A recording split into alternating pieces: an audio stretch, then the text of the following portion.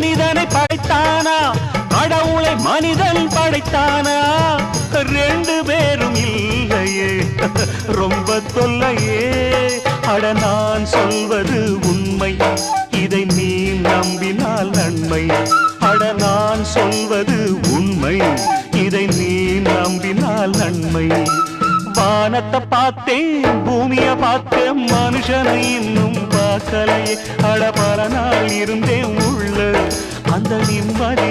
இல்லை